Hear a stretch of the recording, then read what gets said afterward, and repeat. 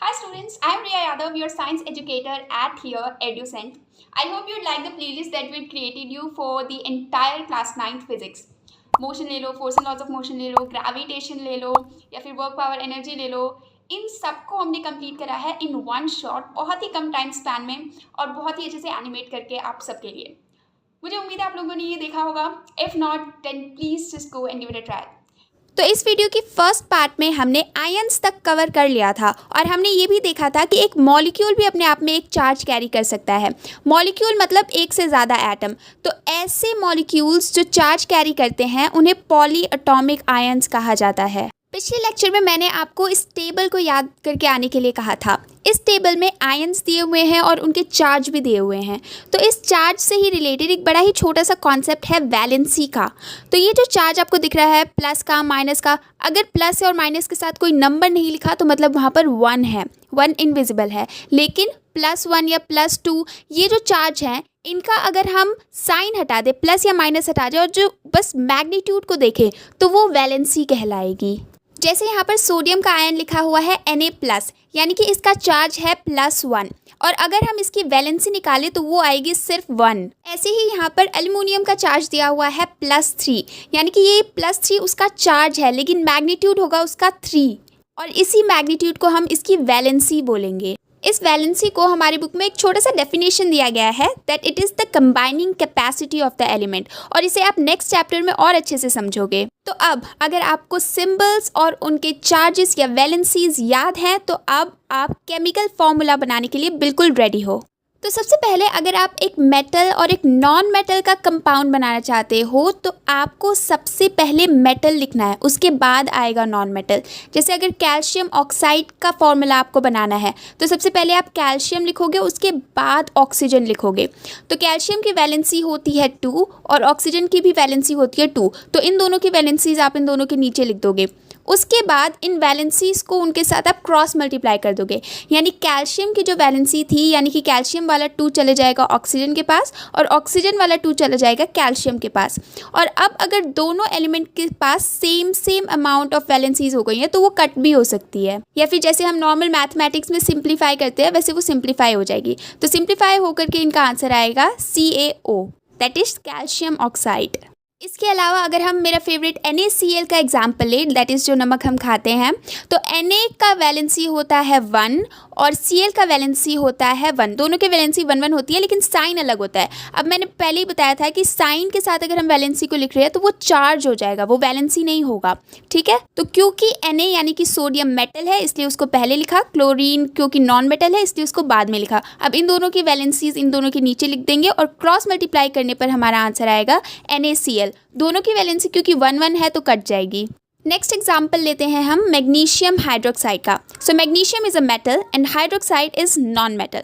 तो देखिए हाइड्रोक्साइड अब 2 एटम से मिलकर बना है, 2 एलिमेंट से मिलकर बना है, that is oxygen and hydrogen. तो ये एक पॉली एटॉमिक आयन हो गया। तो इसका चार्ज आपको जाकर के उस टेबल में देखना पड़ेगा। अब मैग्नीशियम की वैलेंसी होती है 2 और हाइड्रोक्साइड की वैलेंसी होती है 1। तो अब हम इन लोगों को क्रॉस मल्टीप्लाई करेंगे। अब क्रॉस मल्टीप्लाई करते टाइम हमें ये ध्यान रखना है कि ये जो मैग्नीशियम की वैलेंसी है ना 2, ये पूरे हाइड्रोक्साइड पे जाए। अगर हम ऐसे ही लिख देंगे तो ऐसा लगेगा सिर्फ हाइड्रोजन के पास गई है, लेकिन हमें चाहिए कि ये पूरे हाइड्रोक्साइड पे जाए, यानी कि ऑक्सीजन और हाइड्रोजन के पास, दोनों के पास जाए। तो हम क्या करेंगे, यहाँ पर हाइड्रोक्साइड पर एक ब्रैकेट लगा देंगे, उसके बाद मैग्नीशियम की वैलेंसी लिखेंगे, ठीक है। So now it will look like Mg in bracket OH2। तो अब इस बात को ध्यान रखना है कि कभी भी अगर किसी फॉर्मूले में हमें पॉली एटॉमिक आयंस मिल रहे हैं तो वहाँ पर ये ब्रैकेट वाला कॉन्सेप्ट ध्यान रखना है। वैसे ही अगर हम एग्जाम्पल लें सोडियम हाइड्रोक्साइड का तो ये होगा Na और OH। यहाँ पर फिर से पॉली एटॉमिक आयन आ गया हाइड्रोक्साइड, लेकिन यहाँ पर जो हमारा सोडियम है ना इसकी वैलेंसी है 1। तो अगर हम इसको बिना ब्रैकेट के भी लिख देंगे तो कोई फ़र्क नहीं पड़ेगा, क्योंकि 1 को लिखो ना लिखो उसको कुछ मतलब अपने फंडामेंटल राइट्स चाहिए नहीं होते। तो अगर वैलेंसी 1 लगनी है फिर हम पॉली एटॉमिक आयंस पर ब्रैकेट ना भी लगाएं तो चलेगा। तो हम सोडियम हाइड्रोक्साइड को सिंपली NaOH लिख सकते हैं, क्योंकि सोडियम की भी वैलेंसी 1 है और हाइड्रोक्साइड की भी वैलेंसी 1 है। तो 1 1 कैंसिल हो गया, कुछ बचा ही नहीं, ब्रैकेट की ज़रूरत ही नहीं है। तो अभी मन मान नहीं रहा इसलिए 1 2 एग्जाम्पल्स और लेते हैं। तो लेते हैं एग्जाम्पल मैग्नीशियम क्लोराइड का। तो मैग्नीशियम क्योंकि कैटायन है इसकी वैलेंसी, इसका चार्ज प्लस में होता है, इसकी वैलेंसी है 2, और क्लोरीन की वैलेंसी होती है 1, इसका चार्ज माइनस में होता है, ये एनायन है। और अगर हम इनको क्रिस क्रॉस करेंगे तो हमारा आंसर आएगा MgCl2। अभी नेक्स्ट एग्जाम्पल लेते हैं हम अमोनियम सल्फेट का। तो NH4 यानी कि अमोनियम, इसकी वैलेंसी होती है 1, और SO4 यानी कि सल्फेट, इसकी वैलेंसी होती है 2। तो अब ये सल्फेट की वैलेंसी जाएगी अमोनियम के पास। तो अमोनियम क्योंकि एक पॉलीएटॉमिक आयन है, इसलिए मैं दोबारा बता रही हूँ, यहाँ पर ब्रैकेट लग जाएगा, उसके बाद लिखेंगे हम सल्फेट की वैलेंसी यहाँ पर। तो NH4 ब्रैकेट में, फिर 2 और उसके बाद SO4। तो क्योंकि NH4 की वैलेंसी 1 है और SO4 की मतलब 1 लगाने की ज़रूरत है नहीं, इसलिए हम इधर ब्रैकेट वगैरह नहीं लगाएंगे। So this would simply be NH4 bracket में, then 2 and then SO4। So I hope कि अब तक आपको केमिकल फॉर्मूला बनाने आ गए होंगे। अब हम ये छोटू सा टॉपिक और देख लेते हैं, दैट इज मॉलिक्यूलर मास।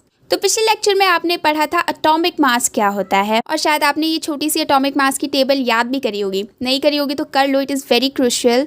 और देखो, ये मॉलिक्यूलर मास कोई एक्स्ट्रा टॉपिक नहीं है, बस एक मॉलिक्यूल में जितने भी एटम्स होते हैं ना, उनके मास को सम अप कर दोगे, उनके मास को ऐड कर दोगे, तो उस मॉलिक्यूल का मास आ जाएगा। उस मॉलिक्यूल का मास को ही मॉलिक्यूलर मास कहते हैं। So this is the most easy one I found. लेकिन चलो अब इसके लिए भी एक एग्जाम्पल ले ही लेते हैं। तो मेरा फेवरेट एग्जाम्पल लेते हैं, दैट इज़ NaCl। तो Na यानी कि सोडियम, इसका मास होता है 23 यूनिफाइड मास और 23U। और जो ये Cl है यानी कि क्लोरीन, इसका मास होता है 35.5 यूनिफाइड मास और 35.5U।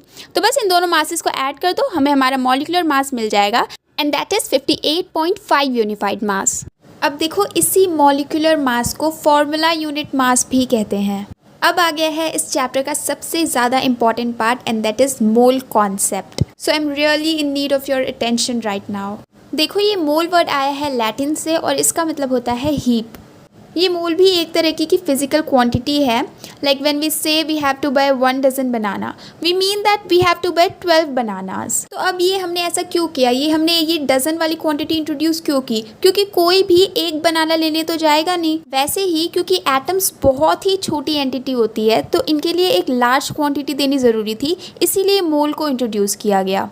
तो जैसे 1 डजन में 12 एंटिटीज़ होते हैं, वैसे ही 1 मोल में 6.022 इंटू 10⁻23 एंटिटीज़ होते हैं। अब देखो, एक एग्जाम्पल लेते हैं ऑक्सीजन का। तो अगर एक ऑक्सीजन के एटम का मास 16 यूनिफाइड मास है, तो 16 ग्राम ऑक्सीजन में इतने एटम्स होंगे, दैट इज 6.022 इंटू 10⁻23 एटम्स। तो इस नंबर को ऐसे ही चूज नहीं कर लिया गया, there has been a good amount of experimentations behind it. तो ऐसे ही हमने पहले वाटर का मास भी निकाला था। तो वाटर के एक मॉलिक्यूल का मास हमने निकाला था 18U। अगर हम इसको सीधा ही ग्राम में कन्वर्ट कर दें, यानी कि 18 ग्राम, तो हम एग्जैक्टली बता सकते हैं कि 18 ग्राम पानी में कितने वाटर मॉलिक्यूल्स होंगे। That is this number 6.022 into 10⁻23। तो ये मिस्ट्री है इस नंबर की, और इसे एवोगैड्रो नंबर भी कहते हैं, इसीलिए इसे Na से रिप्रेजेंट करते हैं कई बार, that is Avogadro number. So again, कोई भी आयन है, एटम है या मॉलिक्यूल है, उसके मास को अगर हम ग्राम में लिखते हैं, तो उतने ग्राम में 6.022 इंटू 10⁻23 एंटिटी होगी, और इसीलिए इसको ग्राम एटॉमिक मास भी कहा जाता है। तो अब देखो, 1U हाइड्रोजन में सिर्फ एक ही हाइड्रोजन होगा, लेकिन 1 ग्राम हाइड्रोजन में 6.022 इंटू 10⁻23 हाइड्रोजन होंगे, यानी कि 1 मोल हाइड्रोजन होगा। अब यहाँ पर 16U ऑक्सीजन में सिर्फ एक ही ऑक्सीजन का एटम होगा, लेकिन 16 ग्राम ऑक्सीजन में 1 मोल ऑक्सीजन होगा, यानी कि 6.022 इंटू 10⁻23 ऑक्सीजन होंगे। तो अब क्वेश्चन उठता है कि हम ये पढ़ क्यों रहे हैं, why do we need it? तो क्या होता है ना, कोई भी केमिस्ट जब कोई केमिकल रिएक्शन कैरी आउट कर रहा होता है, तो उसे काउंट करने होते हैं कि कितने नंबर ऑफ एटम्स उसने यूज़ किए हैं, या कितने नंबर ऑफ मॉलिक्यूल्स या कितने नंबर ऑफ आयंस उसने यूज़ किए हैं। तो इसके लिए केमिस्ट को एटॉमिक नंबर को ग्राम्स में रिप्रेजेंट करना होता है, जिसके लिए ग्राम एटॉमिक मास या मोल जैसा एक क्वांटिटी लाना ज़रूरी था। अब इस चैप्टर में इस मोल कॉन्सेप्ट से कुछ न्यूमेरिकल्स आते हैं जो कि बहुत ही आसान हैं, और इन दोनों फॉर्मूले से बहुत आसानी से बन जाते हैं, जो कि है number of moles is equals to given mass by molar mass, और दूसरा है नंबर ऑफ पार्टिकल्स। ये पार्टिकल कुछ भी हो सकता है, मॉलिक्यूल हो सकता है, एटम हो सकता है, आयन हो सकता है। तो number of particles is equals to number of moles into Avogadro number. अब 1-2 एग्जांपल सॉल्व करते हैं, उससे ये पूरा क्लियर हो जाएगा। पहला एग्जाम्पल लेते हैं हम ये वाला, calculate the number of moles in 52 gram of helium. तो अब यहाँ पर हमें फाइंड करना है नंबर ऑफ मोल्स। हीलियम का गिवन मास है 52 ग्राम और हीलियम का मोलर मास है 4 ग्राम। तो अब देखो, अगर आपने हीलियम के एटॉमिक मास याद किया होगा तो वो आता है 4U, लेकिन क्योंकि यहाँ पर एक मोल यानी कि मोलर मास पूछा जा रहा है तो हम इसी को ग्राम में लिख देंगे, दैट इज़ 4 ग्राम। तो बस अब सिंपल मैथमेटिक्स यूज़ करके हम इसका आंसर निकाल सकते हैं, that is 13 moles. Next question है हमारा, calculate the mass of 0.5 moles of N2 gas या नाइट्रोजन गैस। तो बहुत इजी है, इसमें हमें नंबर ऑफ मोल्स दिए हुए हैं और नाइट्रोजन का मोलर मास हमें पता है, तो इस फॉर्मूले से इसमें हमें गिवन मास वाली वैल्यू निकालनी है। तो बस ऐसे ही इन फॉर्मूलेस को इधर उधर करके आपसे न्यूमेरिकल पूछेगा और वो बहुत आसानी से बन जाएगा। तो यहाँ का मोलर मास जाकर के नंबर ऑफ मोल्स से मल्टीप्लाई होगा और हमें गिवन मास वाली क्वांटिटी मिल जाएगी, that is 7 gram. Next example लेते हैं हम, calculate the number of atoms in 46 gram of sodium.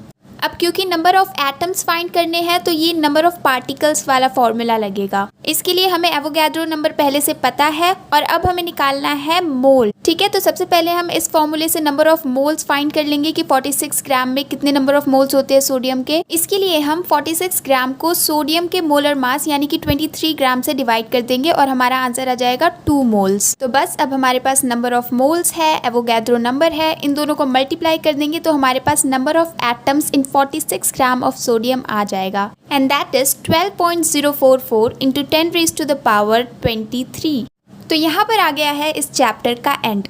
So I know इस चैप्टर में बहुत सारी चीज़ें रटने वाली हैं, याद करने वाली हैं और ज़्यादातर चीज़ें प्रैक्टिस करने वाली भी हैं। थोड़ा डिफ़िकल्ट हो जाता है, लेकिन this is the starting of chemistry and you will have to be good in it, क्योंकि ना ये बेस है आपकी उस बिल्डिंग का, उस केमिस्ट्री की बिल्डिंग का जो आप आगे आने वाले टाइम में बनाने वाले हो। यही नहीं स्ट्रांग होगा तो बाकी सारी चीज़ें नहीं हो पाएंगी।